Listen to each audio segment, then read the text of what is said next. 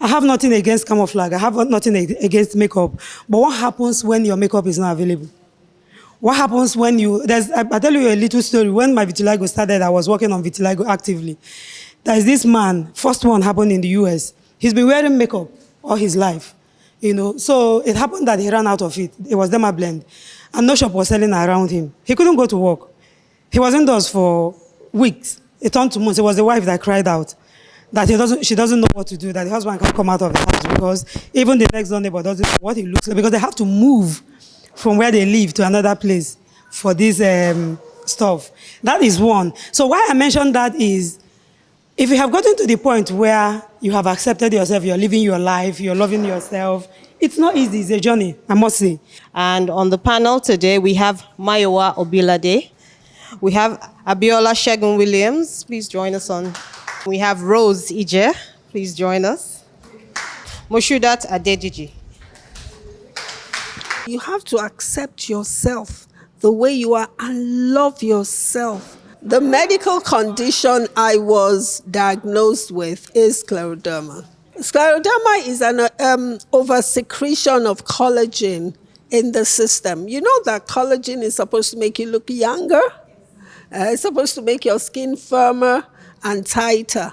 Now, when you begin to excrete more than you need, what then happens is it begins to harden the organs of the body. And then once it starts hardening the organs of the body, it hardens the lungs, the heart, yes.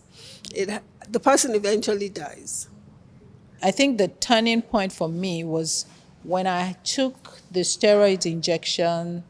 I think that was 2014. And then the doctor didn't tell me that I shouldn't take vaccination. So I had to travel and I needed to be vaccinated. So I took vaccination and then my BP went through the roof. So I had to dial back a lot, watch my diet, go on a long fast, just to detox for a long time for my BP to come back. And at that point I just said, you know what? No more steroids. I'm not doing anything. Take it or leave it. This is who I am. And that just reorientated my mind, and I just took it from there. Obviously, I'm completely bald, but not everyone that is completely bald has total hair loss. Sometimes they have partial hair loss, but they choose to shave now and then, like every time. They are more comfortable that way. We have someone here. Demilade has partial hair loss, but she chooses to shave because she's more comfortable bald. I remember I had ignited the fire with paper, but it wasn't coming on because it was December, the harmattan, the wetness, and so on. So I decided to use fuel to start up.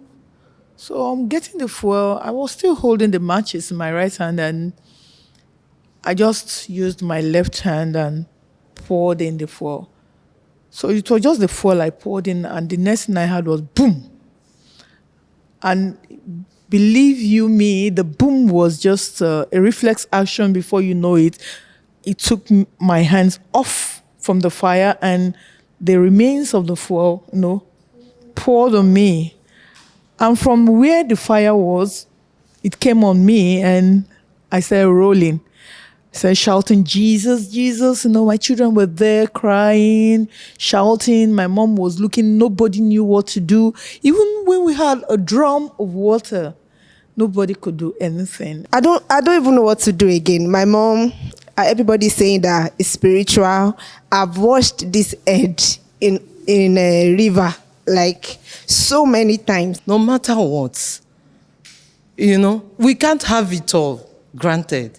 But it's okay to want more. But what I'm saying is to desire, to feel like crying, to let it out. It's all okay. So I'd like to say thank you very much. Let's give them a round of applause as they come off the stage. Thank you very, very much. Thank you.